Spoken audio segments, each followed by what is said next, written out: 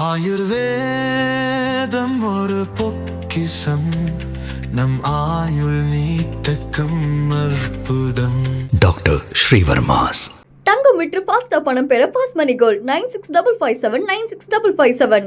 பேசு தமிழா பேசு நீர்களுக்கு வணக்கம். 2026 சட்டப்பேரவை தேர்தல் சுற்றுப்பயணத்தின் பொழுது தாவேகா தலைவர் விஜய் அவர்கள் கூறினது என்னன்னா, நாங்க ஆட்சிக்கு வந்தோம் அப்படின்னா எந்த விதமான ஜாதி மத அடையாளத்தோடும் செயல்பட மாட்டோம், யாருக்கும் ஒரு சாராரா எந்த ஒரு ஸ்டாண்டும் எடுக்க மாட்டோம் அப்படிங்கிற மாதிரியான நிறைய வசனங்களை பேசியிருந்தாரு தாவேகா தலைவர் விஜய் அவர்கள். ஆனா அதற்கு மாறாக, அதற்கு முற்றிலும் முரண்பட்ட ஒரு விஷயமாக அந்த கட்சியில் இருக்கக்கூடிய நிறைய நபர்கள் செயல்பட்டுக்கிட்டு இருக்க பார்க்க முடியுது.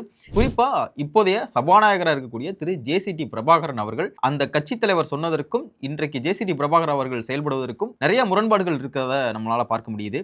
என்னெல்லாம் பேசியிருக்காங்க, என்ன ஒரு சாராரா ஒரு ஸ்டாண்ட் எடுத்திருக்காங்க அப்படிங்கிற குறித்தும், குறிப்பா விடுதலை சிறுத்தைகள் கட்சி சார்பாக அமைச்சராக இருக்கக்கூடிய திரு வன்னியரசு அவர்கள் கிறிஸ்தவ போதகர் நிகழ்ச்சியில கலந்து கொண்டு பேசின பேச்சு அப்படிங்கிறது ரொம்பவே சர்ச்சையை ஏற்படுத்திச்சுன்னு கூட சொல்லலாம். இதற்கு அடுத்தபடியாக பாஜக மாநில தலைவராக இருந்த திரு அண்ணாமலை அவர்கள் வி த லீடர்ஸ் அப்படிங்கிற ஒரு இயக்கத்தை ஆரம்பிச்சிருக்காரு. அண்ணாமலை அவர்களை பற்றி தமிழ்நாடு பத்திரிகையாளர் ஒருவர் ஒரு ஆங்கில ஊடகத்திற்கு அளித்த பேட்டியை பற்றி தான் இந்த காணொலியில விரிவா பார்க்க போறோம். தமிழக வெற்றி கழக தலைவர் விஜய் அவர்கள் தான் கட்சியை ஆரம்பிக்கும் பொழுதே நாங்க எந்த மதத்தையும் சார்ந்து எந்த முடிவையும் எடுக்க மாட்டோம், நாங்க மதச்சார்பற்ற ஒரு கட்சியாக தான் இங்க தமிழ்நாட்டில் செயல்படுவோம் அப்படின்னு ஏகபோகத்துக்கும் வசனம் பேசியிருந்தாரு விஜய் அவர்கள்.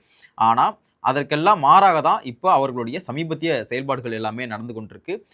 என்னப்பா பண்ணாரு விஜய் அவர்கள்? விஜய் அவர்கள் நேற்று கூட பார்த்தீங்களா, கொல்லூர் மூகாம்பிகை கோயிலுக்கு போயிருக்காரு, அவர் சர்ச்சுக்கு போறாரு, அவர் மசூதிக்கு போறாரு, அவர் ஒரு மதச்சார்பற்ற ஒரு தலைவராக தான் இருக்காரு அப்படின்னு நிறைய பேர் வாதத்தை முன்வைப்பாங்க. 2024 அவர் கட்சி தொடங்குவதற்கு பிறகாக எல்லா பொதுக்கூட்டங்களையும் சரி, எல்லா தேர்தல் சுற்று பிரச்சார பயணத்தின் போதும் சரி, பாஜகவை விமர்சிக்கும் பொழுது அது ஒரு மதச்சார்புள்ள கட்சி, அது ஹிந்துத்துவாவை கையில் எடுக்கக்கூடிய கட்சி, ஒரு மதத்துக்காக செயல்படக்கூடிய கட்சி அப்படின்னு தொடர்ச்சியா எல்லா இடங்களையும் குற்றச்சாட்டு வந்துட்டு இருந்தாரு. இங்க தமிழக வெற்றி கழகம் ஆட்சி பொறுப்பேற்றதற்கு பிறகாக சட்டமன்றத்தில் பதவியேற்பு நிகழ்வு நடந்தது. சபாநாயகராக இருந்த ஜேசிடி பிரபாகர் அவர்கள் பேசும்பொழுது ஒரு பைபிள் வசனத்தை குறிப்பிட்டு பேசுறாரு. இவ்வளவு ஆண்டு கால சட்டமன்ற வரலாற்றுல எந்த விதமான பைபிள் வசனமோ வேற எந்த ஒரு மதத்தை சார்ந்த வசனமோ பேசினதே கிடையாது. ஆனா அதற்கு முற்றிலும் மாறாக ஜேசிடி பிரபாகரன் அவர்கள் நடந்ததை பார்க்க முடிஞ்சு. நம்ம சேனல்லே கூட நம்ம பதிவிட்டு இருந்தோம். ஸோ இந்த மாதிரி ஒரு மதம் சார்ந்த ஒரு வசனங்களை இந்த மாதிரி சட்டமன்றத்தில் உட்கார்ந்து பேசுறது அப்படிங்கிறது எந்த வகையில சரியான ஒரு விஷயமா இருக்கும் அப்படிங்கிறத. இதற்கெல்லாம் அடுத்தபடியாக நேற்று ஒரு கிறிஸ்தவ போதகர் நிகழ்ச்சியில சபாநாயகராக இருக்கக்கூடிய ஜேசிடி பிரபாகரன் அவர்களும் இப்போது அமைச்சராக இருக்கக்கூடிய திரு வன்னியரசு அவர்கள் இரண்டு பேருமே இந்த கிறிஸ்தவ போதகர் நிகழ்ச்சியில கலந்து கொள்றாங்க. இதுல என்னப்பா பிரச்சனை இருக்கு? இது அவங்கவுங்களுடைய விருப்பம், அவங்கவுங்களுடைய மதம் சார்ந்த வழிபாடு அப்படின்னு நிறைய பேருக்கு இந்த மாதிரியான கேள்விகள் எல்லாம். ஆனா இங்க தனி நபரா போய் கலந்துக்கிறதுலையோ இல்ல ஒரு அமைச்சராவோ இல்ல ஒரு சபாநாயகரா போய் கலந்துக்கிறதுல எந்த விதமான ஆட்சேபனமும் யாருக்கும் கிடையாது. ஆனா நீங்க அங்க போயிட்டு எடுத்து வைக்கக்கூடிய வாதங்கள் எந்த மாதிரி இருக்கு, எதை சார்ந்து இருக்கு, அது உள்நோக்கம் கற்பிக்கக்கூடியதா இருக்கா அப்படிங்கிறதுல தான் இங்க ஒரு பெரிய கேள்வி இருக்கு. நீங்க என்ன பண்றாங்கன்னா, ஜேசிடி பிரபாகர் நாங்க அந்த நிகழ்ச்சியில போய் கலந்துக்கிட்டு இந்த அரசு உங்களுக்கான ஒரு அங்கீகாரத்தை கொடுக்குது அப்படிங்கிற மாதிரியான ரீதியில பேசுறது. இரண்டாவதா இதை பயன்படுத்தி கொள்ளுங்கள், இங்க இருக்கக்கூடிய சிறுபான்மை மக்கள் இதை நீங்க பயன்படுத்திக்கணும் அப்படிங்கிற மாதிரியான வாதத்தை முன்வைக்கிறதுல தான் இதுல ஏதோ ஒரு உள்நோக்கம் இருக்கு, தொடர்ச்சியாக இங்க ஒரு மதம் சார்ந்த ஒரு விஷயத்தை இவங்க முன்னெடுத்துக்கிட்டு இருக்காங்களோ அப்படிங்கிற மாதிரியான கேள்விகளுமே எழுது. ஏன்னா ஜேசிடி பிரபாகரன் அவர்கள் சட்டமன்றத்தில் பைபிள் வசனத்தை பேசுறாரு, கிறிஸ்தவ போதகர் நிகழ்ச்சியில போய் கலந்துக்கிட்டு இந்த மாதிரி இது சிறுபான்மையினருக்கான அரசு, இது சிறுபான்மை மக்களுக்கு அடையாளத்தை கொடுக்கக்கூடிய அரசு அப்படிங்கிற மாதிரியான விஷயங்களை பேசும்பொழுது ஸோ என்ன சொல்ல வர்றாங்க அப்படிங்கிறது ஒரு பெரிய கேள்வியா எழுது. இதற்கெல்லாம் இன்னொரு படி மேல போயிட்டு இந்த அரசு நமக்கு அடையாளம் கொடுத்திருக்கு, ஸோ நம்ம இங்க என்ன செய்ய வேண்டிய விஷயங்கள் நிறைய இருக்கு, நம்ம மாற்ற வேண்டிய விஷயங்கள் இன்னும் நிறைய இருக்கு அப்படிங்கிற மாதிரியான ரீதியில பேசியிருக்காரு. ஒரு சபாநாயகரா இருந்துட்டு பதவி இருக்கும் பொழுது நான் அனைவருக்குமான ஒரு மக்கள் பிரதிநிதியா செயல்படுவேன் அப்படின்னு சொல்லி பதவி ஏற்றுட்டு, ஆனா இன்றைக்கு நீங்க பண்ணக்கூடிய விஷயங்களை மக்கள் பார்த்துக்கிட்டு தான் இருக்காங்க. இதற்கெல்லாம் அடுத்தபடியாக வன்னியரசு அவர்கள் இந்த நிகழ்ச்சியில கலந்துக்கிறாரு. அவருமே இப்போ அமைச்சராக இருக்கக்கூடிய ஒரு நபர். இதே வன்னியரசு அவர்கள் அந்த நிகழ்ச்சியில கலந்துட்டு கிறிஸ்தவ மக்கள் குடியுரிமை சட்டம் வரும்பொழுது யாருமே போராட வரல, முஸ்லிம் மக்கள் மட்டும்தான் போராடினாங்க, ஸோ இந்த பாஜகவும் ஆர்எஸ்எஸும் இன்றைக்கு முஸ்லிம்களை குறிவைக்கிறாங்க, நாளைக்கு கிறிஸ்தவ மக்களையும் குறிவைப்பாங்க அப்படின்னு ஒரு விஷயத்த சொல்றாரு. குடியுரிமை திருத்த சட்டம் அப்போ இங்க நாடு முழுக்க எல்லா எதிர்க்கட்சிகளும் எந்த அளவுக்கு பொய்ய பரப்புனாங்க அப்படிங்கிறது மக்களுக்கு தெரியும். அதுல இருக்கக்கூடிய நிறைய சிறுபான்மை மக்களுக்குமே தெரியும், அவங்களுமே நிறைய விஷயங்களை உணர்ந்தாங்க. இந்த குடியுரிமை திருத்த சட்டத்தினால எந்த ஒரு பிரச்சனையும் எந்த ஒரு சிறுபான்மை மக்களுக்கும் ஏற்படவும் இல்லை, ஏற்பட போறதும் இல்லை அப்படிங்கிறது ரொம்ப தெள்ள தெளிவா இந்த குடியுரிமை திருத்த சட்டம் அமலானதற்கு பிறகாக நம்மளுக்கு தெரியும். ஆனா அன்றைய காலகட்டங்கள்ல எந்த அளவுக்கு வெறுப்பு பிரச்சாரங்கள் முன்னெடுக்கப்பட்டது, எந்த அளவுக்கு இங்க வந்து ஒரு மத வெறுப்புணர்வை தூண்டி விட்டாங்க இங்க இருக்கக்கூடிய எதிர்க்கட்சிகள் அப்படிங்கிறது நாடே அறியும், எல்லா மக்களுக்கும் அது தெரியும். போயிட்டு வெளிப்படையா சொல்றது, இங்க இருக்கக்கூடிய சிறுபான்மை மக்களை வேற ஒரு நாட்டுக்கு அனுப்பிடுவாங்க, உங்களை எல்லாம் நாடு கடத்திடுவாங்க, RSSம் பாஜகவும் இதை முன்னெடுத்துக்கிட்டு இருக்காங்க, இங்க இருக்கக்கூடிய இஸ்லாமியர்கள் இந்தியாவிலே வாழக்கூடாது அப்படின்லாம் பேசுறாங்க அப்படின்னு எந்த அளவுக்கு வெறுப்பு உணர்வை தூண்டி விட்டாங்க அப்படிங்கிறது தெரியும்.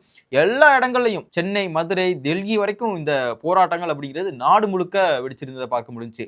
ஸோ இவ்வளவுக்கும் காரணம் இங்க இருக்கக்கூடிய எதிர்க்கட்சிகள் செய்யக்கூடிய இந்த மத அரசியல் மட்டும்தான். அதுல இருந்தே தெரியும் யாரு மத அரசியலை கையில் எடுத்திருக்காங்க, யார் மத வெறுப்புணர்வை தூண்டி விட்டாங்க அப்படிங்கிறதுக்கு CAA குடியுரிமை திருத்த சட்டம் ஒரு மிக சிறந்த உதாரணம். ஸோ இங்க இருக்கக்கூடிய எதிர்க்கட்சிகள் தான் இந்த மதம் சார்ந்த ஒரு விஷயங்களை கையில் எடுத்து அரசியல் பண்ணக்கூடிய கட்சிகள். ஆனா இங்க அப்படியே ஆப்போசிட்டா இவங்க பாஜகவை சொல்லுவாங்க, RSS சொல்லுவாங்க. பாருங்க, மத சார்ந்த அரசியலை கையில் எடுத்துக்கிட்டு இருக்காங்க, ஒரு மதத்துக்கு எதிராகவே அரசியலை பண்ணிக்கிட்டு இருக்காங்க, ஸோ இன்னொரு மதத்தை தூக்கி பிடிச்சிட்டு ஒரு மதத்தை வந்து ஒடுக்குறாங்க அப்படிங்கிற மாதிரியான விஷயங்களை சொல்லிக்கிட்டு இருப்பாங்க. ஆனால் குறிப்பிட்டு இந்த மத வெறுப்பு உணர்வு பிரச்சாரத்தை தூண்டி விடுறதே இங்க இருக்கக்கூடிய எதிர்க்கட்சிகள் தான். அதற்கு இன்னொரு சான்று தான் நேற்று அமைச்சர் வன்னியரசு அவர்கள் பேசின அந்த பேச்சு. ஒரு கிறிஸ்தவ மத நிகழ்ச்சியில போய் கலந்துக்கிறீங்க அப்படின்னா நீங்க போய் அங்க வழிபாடு செய்யறதையோ அந்த நிகழ்ச்சியில கொண்டாடுறதையோ யாருமே இங்க எதிர்க்க மாட்டாங்க. ஆனா அங்க போயிட்டு நீங்க அரசியல் சார்ந்த ஒரு பிரச்சாரத்தை முன்னெடுக்கிறீங்க அப்படிங்கிறதுல தான் ஒரு உள்நோக்கம் இருக்கு அப்படிங்கிறத நிறைய பேருக்கு சந்தேகம் எழுது. இதற்கெல்லாம் அடுத்து வன்னியரசு அவர்கள் என்ன சொல்றாருன்னா, நம்ம குடியுரிமை திருத்த சட்டம் பொழுது வந்து கிறிஸ்தவர்கள் யாரும் போராடல, முஸ்லீம்கள் தான் போராடி இருந்தாங்க, பாஜக வந்து அவங்கள குறி வச்சாங்க, இனி நாளைக்கு கிறிஸ்தவர்களையும் குறி வைப்பாங்க அப்படின்னு பேசி முடிச்சதுக்கு பிறகாக இன்னும் நாம் வந்து ஜெபம் மட்டும்தான் செஞ்சுக்கிட்டு இருக்கோம், கிறிஸ்தவர்கள் அரசியல் மையப்பட வேண்டும் அப்படிங்கிற ஒரு விஷயத்தை சொல்றாரு. ஸோ இதையெல்லாம் சொல்லி முடிச்சுட்டு ஒரு அடுத்த கட்டத்துக்கு போறாரு வன்னியரசு அவர்கள். அதாவது என்ன சொல்றாருன்னா, இங்க பைபிள்ல என்ன சொல்லியிருக்கோ அதுதான் அரசியலமைப்பு சட்டத்திலையும் சொல்லியிருக்கு, ஸோ இந்த சட்டம் இருக்கிற வரைக்கும் தான் நமக்கு பாதுகாப்பு அப்படின்னு சொல்றாரு. இங்க பைபிள்ல சொன்னதுதான் அரசியலமைப்பு சட்டத்திலையும் சொல்லியிருக்கா அப்படிங்கிறது ஒரு பெரிய கேள்வியா இருக்கு. அரசியலமைப்பு சட்டத்தை வன்னியரசு அவர்கள் எந்த அளவுக்கு முழுமையா பார்த்தாரு அப்படின்னு நமக்கு பெருசா தெரியல. ஸோ இதுவே ஒரு பெரிய ஒரு நகைப்புக்குரிய விஷயமா இருக்கு. இந்த ஒட்டுமொத்த நிகழ்வையுமே நம்ம கூட்டி கழிச்சு பார்த்தோம் அப்படின்னா தாவேகா இன்னொரு திமுக அப்படிங்கிறதுக்கு ஒரு மிகச்சிறந்த உதாரணம் இந்த சமீபத்திய செயல்பாடுகள். நாங்க ஒரு மதச்சார்பற்ற கட்சி, நாங்க எந்த ஒரு மதத்தையும் சார்ந்து இருக்க மாட்டோம், பாஜக தான் இங்க மத அரசியல் செய்யுது, இப்படி எல்லாம் ஏகபோகத்துக்கும் வசனம் பேசிட்டு கடைசியா எங்க கூட்டணிக்கு போவாங்க அப்படின்னா இந்திய யூனியன் முஸ்லீம் லீக்ட கூட்டணிக்கு போவாங்க. இந்திய யூனியன் முஸ்லீம் லீக் என்ன மதச்சார்பற்ற கட்சியா என்ன? ஸோ அந்த கட்சி என்ன எல்லா மக்களுக்குமான ஒரு அரசியல் செய்யக்கூடிய கட்சியா என்ன? ஒரு குறிப்பிட்ட சமுதாயத்திற்கு அரசியல் பண்ணக்கூடிய ஒரு கட்சி இந்திய யூனியன் முஸ்லீம் லீக். இதுல இவங்க நாங்க எந்த ஒரு மதத்தையும் சார்ந்து இங்க அரசியல் பண்ணல அப்படின்னு ஏகபோகத்திற்கும் வசனம் பேச வேண்டியது. அதற்கு இங்க இருக்கக்கூடிய விர்ச்சுவல் வாரியர்ஸ் தாவேகாவினர் உட்கார்ந்துட்டு சமூக வலைதளத்தில் ரைட் எழுதிட்டு ஃபயர் விட்டுட்டு இருக்காங்க. இங்க அரசியல் செய்யக்கூடிய எல்லா எதிர்க்கட்சிகளும் செக்யூலர் அப்படிங்கிற ஒரு வார்த்தையை தவறா புரிஞ்சு வச்சுக்கிட்டு இங்க அவங்க அரசியலே பண்ணிக்கிட்டு இருக்காங்க அப்படிங்கிறது நம்மளுடைய பார்வையா இருக்கு. தமிழக அரசியல் களத்துல மாற்றத்தை முன் வச்சு நாங்க தான் முழுமையான ஒரு மாற்றத்தை கொடுக்க போறோம், இப்ப வந்த ஒரு ஆட்சி அப்படிங்கிறது ஆக்சிடென்டலா வந்த ஆட்சி, ஸோ அவங்களால எந்த ஒரு மாற்றத்தையும் கொடுக்க முடியாது, அடிப்படை கட்டமைப்புகளை எதையுமே மாற்றம் செய்ய முடியாது அப்படின்னு வாதத்தை முன் வச்சு இன்றைக்கு ஒரு அரசியல் இயக்கமா வளர்ந்து கொண்டிருக்கக்கூடிய வீத லீடர்ஸ் இயக்கம். இந்த வீத லீடர்ஸ் இயக்கத்தை அண்ணாமலை அவர்கள் வருங்காலத்தில் கட்சியாகவும் மாற்றப்படும் அப்படிங்கிற மாதிரியான விஷயங்களை பேசியிருந்தார். இது எல்லாம் மக்களுக்கு தெரிஞ்சது தானே. ஸோ இதுல என்ன இருக்கு அப்படிங்கிற ஒரு கேள்வி எழும்.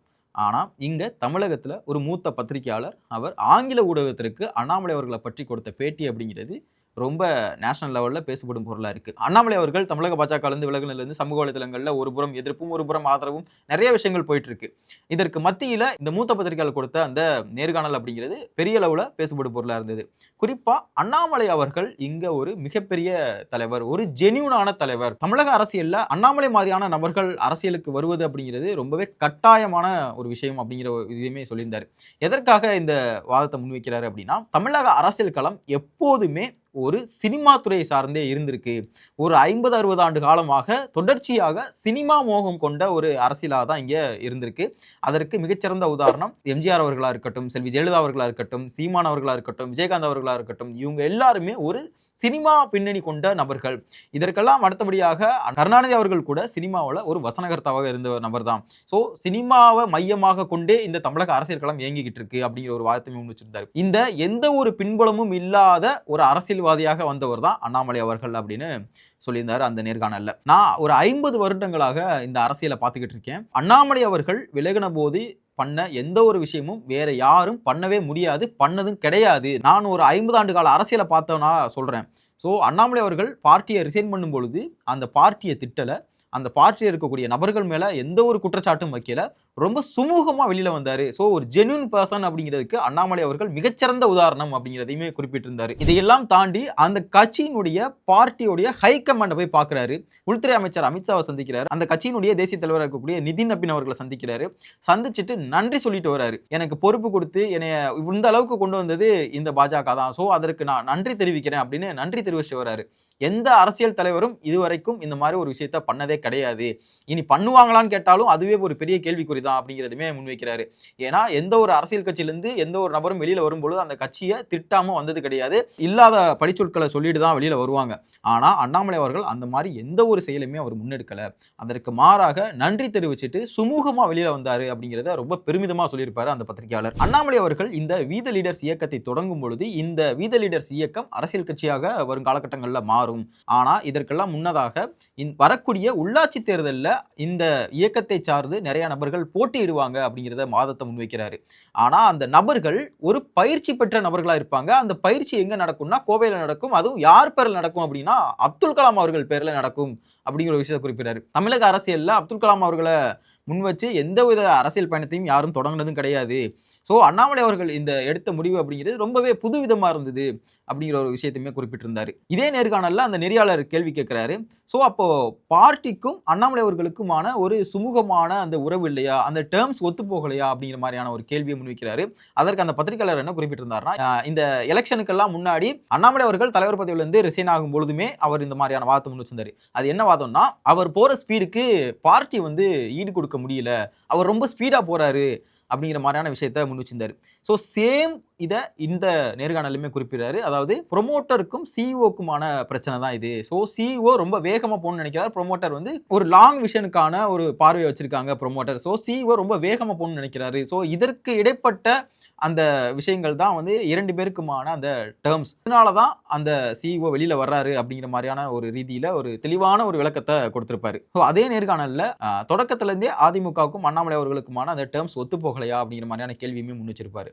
அதற்கு ரொம்ப தெளிவா சொல்லியிருப்பாரு. அதிமுகவை ரொம்ப சீக்கிரமாவே அண்ணாமலை அவர்கள் கணக்கு போட்டிருக்காருன்னு நான் நினைக்கிறேன். அண்ணாமலை அவர்கள் கணிச்சது அதிமுக பற்றி ரொம்ப சரியான ஒரு விஷயமா தான் இருந்திருக்கு அப்படிங்கிறமே சொல்லியிருப்பாரு. ஏன்னா அதிமுக இந்த 2026 சட்டப்பேரவை தேர்தலுக்கு பிறகாக திமுகவோடு கூட்டணி போகிறதுக்கான எல்லா சாத்தியக்கூறுகளுமே தெரிஞ்சுது அப்படிங்கிறத நம்ம எல்லாருமே பார்த்தோம். அது மிகப்பெரிய அளவில் பேசு பொருளாக இருந்துச்சு. ஸோ 50 ஆண்டு கால அரசியல் வரலாற்றில் யாரை எதிர்த்து அரசியல் இங்கே பண்ணாங்களோ அவங்க கூட கூட்டணி போறாங்களா அப்படிங்கிற மாதிரியான பேச்சுக்களுமே போயிட்டு இருந்தது. ஸோ இது ஒரு சூசைடு, இது ஒரு தற்கொலைக்கான முயற்சி அப்படின்லாம் நிறைய பத்திரிகையாளர்கள் குறிப்பிட்டிருந்தாங்க. அதிமுகவும் திமுகவும் ஒருவேளை கூட்டணி வச்சிருந்தது அப்படின்னா அதோடு ஒரு திராவிட கட்சிக்கான அழிவு அப்படிங்கிறது நிச்சயமாக இருக்கும் அப்படிங்கிற மாதிரியான விஷயங்களுமே சொல்லப்பட்டது. அதிமுகவுடைய டிஎன்ஏலே திமுக எதிர்ப்பு அப்படிங்கிறது இருந்துச்சு. அது செல்வி ஜெயலலிதா அவர்கள் காலத்துல ரொம்ப உச்சம் பெற்று இருந்ததை பார்த்தோம். ஆனா இப்ப இருக்கக்கூடிய அதிமுக தலைவர்கள் மத்தியில அந்த மாதிரியான எதிர்ப்பு அப்படிங்கிறது சுத்தமாவே கிடையாது. இதை ரொம்பவே முன்னாடியே கணக்கிட்டு இருக்காரு திரு அண்ணாமலை அவர்கள் அப்படின்னு ரொம்ப தெளிவா சொல்லியிருந்தாரு. ஸோ அதிமுகவிற்கும் அண்ணாமலை அவர்களுக்குமான எந்த ஒரு பிரச்சனையும் கிடையாது. அதிமுக தலைமைக்கும் அண்ணாமலை அவர்களுக்கும் தான் ப்ராப்ளமே இருந்தது. ஸோ இந்த இரண்டு பேர் நபர்களுக்கிடையே தான் டேர்ம்ஸ் ஒத்து போகல அப்படிங்கிறத குறிப்பிட்டிருந்தாரு. நம்ம சொல்லும் பொழுதே கூட நிறைய நபர்கள் யோசிக்கலாம். ஸோ நீங்க என்னப்பா நீங்க போற போக்கில் ஏதோ ஒன்று சொல்லிட்டு போறீங்க, ஸோ இதற்கான என்ன ஆதாரம் அப்படிங்கிற மாதிரியான விஷயங்கள்லாம் சொல்லலாம். நிறைய இடங்கள்ல திமுகவுடைய முன்னாள் அமைச்சர்கள் அதிமுக எங்களுக்கு பங்காளி கட்சிகள், அதிமுக ஒண்ணு நாங்க ஆட்சி செய்யணும் இல்ல அதிமுக ஆட்சி செய்யணும் அப்படின்னு நிறைய இடங்கள்ல குறிப்பிட்டிருப்பாங்க. அதற்கான உள்ளர்த்தம் கிடையாம எந்த ஒரு முன்னாள் அமைச்சர்களும் இதை குறிப்பிடல. இதற்கு பின்னாடி எல்லாமே நிறைய உள்ளர்த்தங்கள் இருக்கு. இதை வெளிப்படையாக சி வி சண்முகம் அவர்கள் பத்திரிகையாளர் சந்திப்பில் குறிப்பிட்டார். முன்னாள் அமைச்சர் ஒருவர் எனக்கு கால் பண்ணாரு. ஸோ இந்த மாதிரி அதிமுக திமுக கூட்டணி வைக்கலாம் அப்படிங்கிற மாதிரியான ஒரு பேச்சுவார்த்தைகள் போயிட்டு இருக்கு. ஸோ நீங்க என்ன நினைக்கிறீங்க அப்படிங்கிற மாதிரியான விஷயங்கள்லாம் இங்க பேசப்பட்டது அப்படின்னு. இதையெல்லாம் தாண்டி சமீபத்தில் ஒரு 2 நாட்களுக்கு முன்னாடி ஆலந்தூருடைய முன்னாள் எம்எல்ஏ முன்னாள் அமைச்சர் தாமோ அன்பரசன் அவர்கள் மேடையிலேயே குறிப்பிட்டார், அதிமுக எங்களுக்கு பங்காளி கட்சி தான்ப்பா, அதிமுக இன்னும் கூட கொஞ்சம் வாக்கு வாங்கியிருந்தா நாங்க ஆட்சி அமைச்சிருப்போம். இந்த பேச்சு இருக்குல்ல, இந்த பேச்சை நம்ம ரொம்ப உன்னிப்பா கவனிச்சா தெரியும். அதிமுகவும் திமுகவும் வேறு வேறு அல்ல. இதை நிறைய இடங்கள்ல அண்ணாமலை அவர்கள் குறிப்பிட்டிருப்பாரு. மூன்றாவதா ஒரு சக்தி வளரக்கூடாது அப்படிங்கிறதுல 2 கட்சியுமே ரொம்ப உறுதியா இருந்தாங்க. அன்பார்ச்சுனேட்லி அது இந்த எலெக்ஷன்ல அது நடக்கலை.